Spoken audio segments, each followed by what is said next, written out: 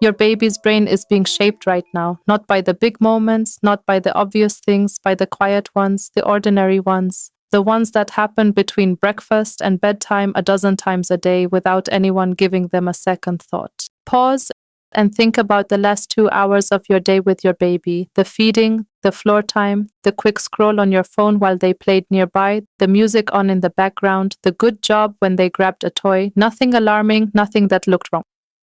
And yet, and here's what most parents don't know.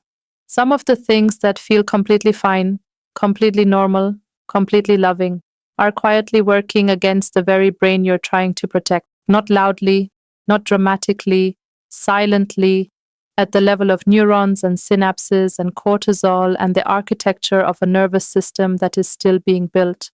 I'm not talking about screen time in the obvious way. I'm not talking about skipping bedtime stories or feeding them the wrong foods. I'm talking about 6 invisible everyday moments that are altering your baby's developing brain in ways that won't show up on any test, any milestone chart, or any pediatrician appointment. Not for years. And the most troubling part? Every single one of them is something a loving, attentive, good parent does. Stay with me because number 3 on this list is the one that hits closest to home. Researchers have called it the most underestimated developmental disruptor of the modern era, and almost every parent in the world is doing it right now. And by the time we get to number 6, you'll understand something about your baby's brain that most pediatricians have never once mentioned in a single appointment, because it has nothing to do with what you do and everything to do with what you are. This isn't about making you feel like you're failing. It's about giving you something most parents never get, the full picture. Let's start at the beginning. Before I tell you what this is, I want to say something. This first one is going to feel wrong. It might make you want to push back. Hold that reaction and keep listening, because the science here is not what the culture has been telling us. Here's something most parents believe deeply. A fast response is always a good response. The faster you get to your baby, the more secure they feel. The more secure they feel, the better their brain develops. And in many ways, that's true. But here's what that belief misses. Not all crying is a signal for rescue. Some of it is the brain trying to rescue itself. It's your baby's nervous system trying for the very first time to figure out how to come back down from distress on its own. Think about a specific moment. Your baby is in their bouncer. They start to fuss, not screaming, just fussing. And before you make it across the room, something shifts. They find their fist. They slow down. They settle. You probably didn't think much of it, but that moment, that tiny, unremarkable 15-second moment, was a neural pathway forming. Dr. James McKenna of the University of Notre Dame has spent 3 decades studying infant arousal and stress response systems. His research shows that the brain develops its self-regulation capacity through micro-challenges, brief moments of distress that are tolerated, not immediately rescued. Here's what's happening internally. When a baby experiences a small frustration and works through it, the prefrontal cortex begins to form a connection to the amygdala, the brain's alarm system. That connection is what emotional regulation actually is. You are not born with it. You build it. Moment by moment, 15 seconds at a time. When every moment of distress is immediately removed before that process can begin, the connection never gets a chance to form. In the short term, nothing visible changes. Your baby is content. By toddlerhood, the research links chronic over-rescue to difficulty with frustration tolerance, by school age to anxiety, by adolescence to an emotional system that never fully learned to regulate itself because it was never given the chance. All of that can trace back to the seconds before the rescue. This doesn't mean you leave your baby to cry alone. It doesn't mean you wait until they're distressed. It means the 2-second pause. The breath you take before you cross the room is not neglect. It might be one of the most developmentally significant things you do all day. Which brings us to number 2. And I want you to pay close attention to this one because it's happening in your home right now, in the background, quietly, constantly. And most parents have never once considered it a problem. Every home has a soundtrack. Run through yours right now. Is there a TV on somewhere, a podcast playing while you make lunch, music from a Bluetooth speaker, maybe white noise for nap time, maybe the news in the mornings? Maybe you just like the house to feel lived in and not silent. None of that feels like a choice that affects your baby's brain, but your baby's brain doesn't experience any of it as background. Your baby has no filter.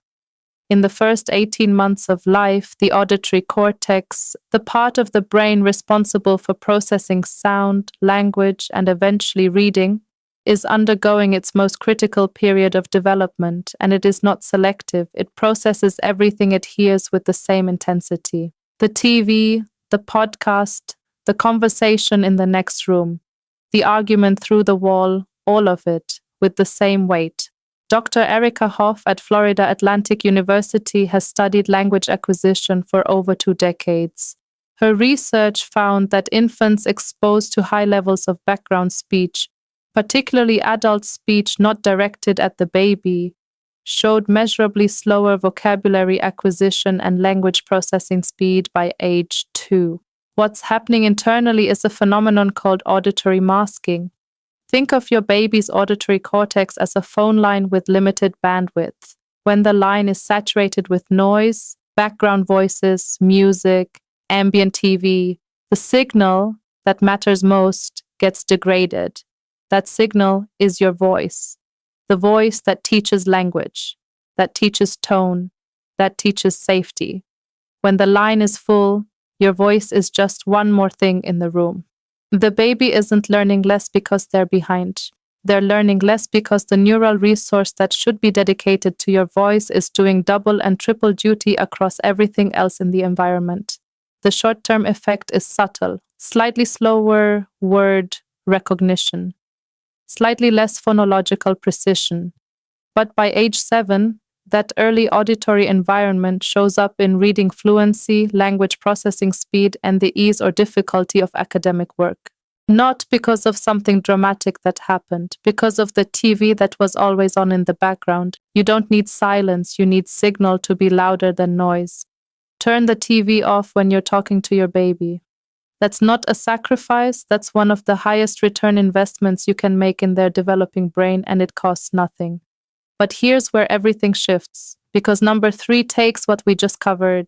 The idea that ordinary sensory inputs are shaping your baby's brain in invisible ways and brings it somewhere much closer to home, somewhere most parents are not prepared to look. This is the one I told you about at the beginning. I need to ask you something before we go into this one. In the last 2 hours, how many times did you pick up your phone while your baby was awake and near you? Not to ignore them, not to be absent, just to check, to respond, to scroll for 30 seconds, maybe 60, and then again. Picture it exactly. Your baby is on the playmat, you're sitting nearby on the couch, your phone buzzes, you pick it up, you're reading something, a message, a notification, an article, and your face goes quiet. Neutral, flat. And your baby looks up and sees that face. Dr. Edward Tronick's still face experiment, one of the most replicated and most disturbing studies in all of developmental psychology, showed that when a caregiver's face goes blank and unresponsive, even for 60 seconds, infants first attempt to re-engage using every social tool they have. They smile, they point, they vocalize, they lean forward, and when none of it works, when the face stays blank, they collapse. Some go quiet, some begin to cry, some stare at the floor. All of them show physiological stress markers, elevated cortisol, altered heart rate, within seconds. Here's why. Your face is not decorative to your baby. It is their nervous system's external hard drive. It is the live data feed through which they are constantly asking and answering a single question. Am I safe right now? When your face goes phone blank, that question doesn't get answered. And in the absence of an answer, a baby's nervous system defaults to alarm. Not because you're a bad parent, because that's what nervous systems do. Research published in the journal Developmental Psychology found that infants of parents with high rates of technoference, the interruption of parent-child interaction by personal technology, showed higher rates of behavioral dysregulation, attention difficulties, and insecure attachment patterns by 18 months. Not months of neglect, not absence. 30-second interruptions dozens of times a day across hundreds of days. This is not about your phone being evil. Your phone is not the problem. The problem is the face your phone creates. Phone down when you're face to face. That is the entire intervention. Not forever, not perfectly, in the moments when your baby is looking for you. I want to pause here for a moment. If something in this video has landed differently than what you normally hear about parenting, if it's given you a framework that actually makes the invisible visible, this is exactly what I make every week. The science of what's happening inside your baby explained in a way that changes how the ordinary moments feel. If that matters to you, subscribe now. Because what I'm releasing next is about what your baby is learning about themselves from the very first weeks of life before a single word is ever spoken. Now, number 4, and this one might be the most counterintuitive thing you'll hear today. You probably feel good about this one. Most parents do. Good job. Amazing. You're so smart. That was incredible. You're the best. These feel like love. They feel like encouragement. They feel like exactly what a present, engaged, supportive parent says. And they are love. But here's what else they are. They are, at a neurological level, a slow substitution. One signal for another. Dr. Carol Dweck at Stanford University has conducted some of the most important research on praise and the developing mind. Her work found that children who are consistently praised for being smart, not for effort, but for the trait, become more risk-averse over time. Not less, more. Think about what actually happens moment to moment. Your baby manages to stack one block on top of another. They're looking at the block, processing what just happened. Their face is doing the thing, I did that. And before that moment can fully arrive, you say, amazing, good job. And their face shifts, not to their own satisfaction, to yours. Here's what that does internally. Dopamine, the brain's motivation and reward chemical, is released both when a task is completed and when external praise arrives. In a normally developing brain, internal completion becomes its own reward over time. The brain learns, I do something, I feel good. Effort is its own payoff. But when praise consistently arrives before the internal signal can register, the external dopamine hits first. The internal signal weakens. And over hundreds of repetitions, the brain stops looking inward for satisfaction and starts looking outward for approval. By toddlerhood, this shows up as a child who needs to check your face before deciding whether something they did was good. By preschool, as a child who gives up quickly on hard tasks because hard tasks don't have instant external feedback. By school age, as anxiety in any environment where approval isn't immediately available. The intervention is 1 second, literally 1 second. After your baby does something, wait, let them look at it, let them look at you, let the internal signal arrive first, then respond. You're not praising less, you're praising after. That single beat changes everything that the praise does in their developing brain. Number 5 is something you'll want to hear, especially if you've invested a lot of energy in enriching your baby's environment, in activities and classes and developmental toys. Because the research on what that enrichment actually does to the developing prefrontal cortex is something the baby activity industry has very little interest in telling you. Baby gym, musical instruments designed for infants, sensory bins with 4 different textures, tummy time with color contrasting developmental cards, sign language classes at 4 months, weekly music and movement, a carefully curated play rotation of educational toys. You've done some version of this, maybe all of it, because you love your baby and you want to give them every possible advantage, and the intention is perfect. But here's what the research says about what all of that structure is actually doing to the part of the brain it's designed to develop. It might be getting in its way. Dr. Peter Gray at Boston College has studied the relationship between structured activity and cognitive development for 30 years.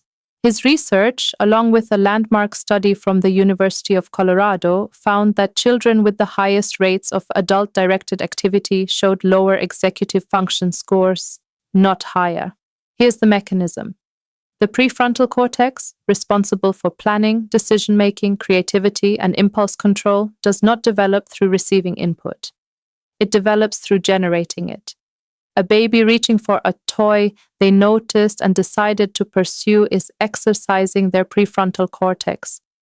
A baby following your lead to a toy you selected and placed in front of them is not. A baby navigating 4 minutes of boredom before discovering that the sunlight reflecting off the wall is fascinating is doing some of the highest order prefrontal work of their development. A baby moving from one adult-prepared activity to the next is not. Think about what you're actually doing when you fill every moment with structured enrichment. You're solving the problem before the brain gets to, and a brain that never gets to solve the problem never learns that it can. A 2021 meta-analysis of studies spanning 15 countries found that high rates of structured activity in infancy predicted lower self-directed learning capacity, reduced creative problem-solving ability, and increased adult dependency in academic settings. Outcomes that traced back not to school, not to toddlerhood, but to infancy. Here's what this means practically. You do not need to do less because you're failing your baby. You can do less because doing less is the developmental work.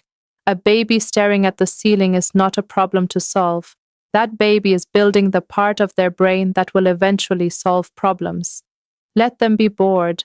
It is one of the most productive things that can happen inside a developing mind. And now, number 6, I've been building toward this one since the beginning. Not because it's the most dramatic, not because it involves the scariest sounding neuroscience, but because it's the one that, once you understand it, changes everything about how you think about your own well-being as a parent. Not just your baby's. This one is about you.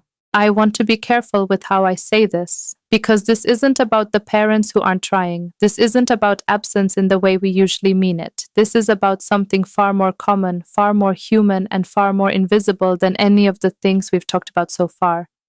This is about a parent who is physically present, who feeds and changes and holds and reads and sings, who by every visible measure is doing the work, but who is internally somewhere else. Somewhere in last week's argument that still hasn't fully resolved.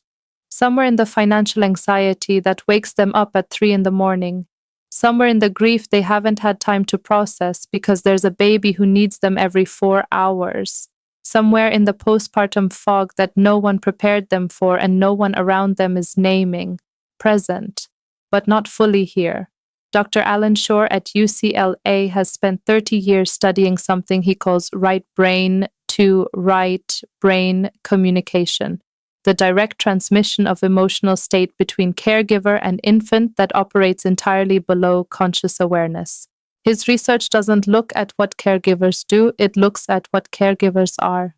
Your baby is not reading your actions, they are reading your nervous system, every micro-expression, every almost imperceptible shift in vocal tone, every millisecond delay in your touch response, every quality of presence or absence that you yourself are not even aware of. All of it is being processed. All of it is being used to answer a question your baby is asking every waking moment of every day. Is it safe to feel things? Is the world manageable? Is distress something that passes or something that overwhelms? The answers your baby forms in the first 3 years of life don't come from your words. They don't come from your actions. They come from the emotional signature of the person holding them. Here's the neuroscience. The right hemisphere of the infant brain, responsible for emotional processing, stress regulation, and what researchers call the implicit self, develops almost entirely through attunement, through the repeated experience of a nervous system meeting theirs.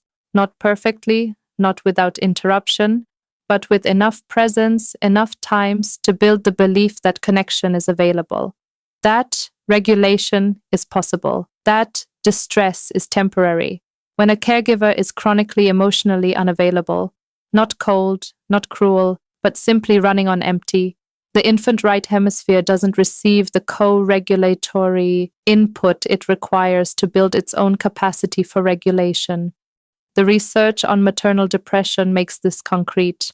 Infants of mothers experiencing postpartum depression, mothers who were physically present, who were performing every visible act of caregiving, showed measurably altered development in the regions of the brain responsible for stress response, emotional processing, and attachment security, not because their mothers loved them less, because their mothers were in pain. And pain at the level of the nervous system is legible to infants in ways that words and logic are not. If you are that parent right now, if you are reading this from inside some version of that fog, I want to say something directly to you. Getting support is not a luxury. It is not weakness. It is not something you get to do after everyone else is taken care of. Getting support is the most direct path to your baby's brain health that exists. Because when you take a breath before you pick up your baby, when you do even 5 minutes of something that returns you to your own body, that breath travels into the room. It changes the quality of your hands, the tone of your voice, the expression on your face, the timing of your response. And all of that lands in your baby's developing nervous system as something that no developmental toy, no class, no amount of structured enrichment can replicate. The message, you are safe, I am here, your feelings are manageable, you will not drown in this. That message, repeated thousands of times, is the architecture of a secure brain. And it begins not with what you do for your baby, it begins with what you do for yourself. Take a breath right now, genuinely, before you keep watching, before you scroll to the comments, before you do anything else, just a breath, because what you've been sitting with for the last 15 minutes is not a small thing, and I want you to notice what's actually in there. Because the feeling that comes after watching something like this tells you something important about who you are as a parent. If there's discomfort in there, if something landed and made you want to go back and do a moment differently, that isn't guilt. Guilt says, I am bad. What your feeling says, I care enough to look at this clearly. That distinction matters enormously because one of those feelings closes you down. And the other one is the beginning of every good parenting decision you will ever make. There was a British pediatrician and psychoanalyst named Donald Winnicott who spent decades studying what children actually need from their parents, not what we think they need, not what the culture tells us they need, what the research showed they actually needed. And his answer was not perfection. His term was the good enough parent, someone who gets it wrong and repairs, someone who misses and then comes back, someone who, in a moment of exhaustion or distraction or pain, is not fully present, and then is again. The repair is what shapes the brain, not the disconnection, the repair. I'm here now. I see you. Let's try that again. Those three things, repeated across thousands of moments across the first years of life. That is what a secure nervous system is built from. Not perfection. Return.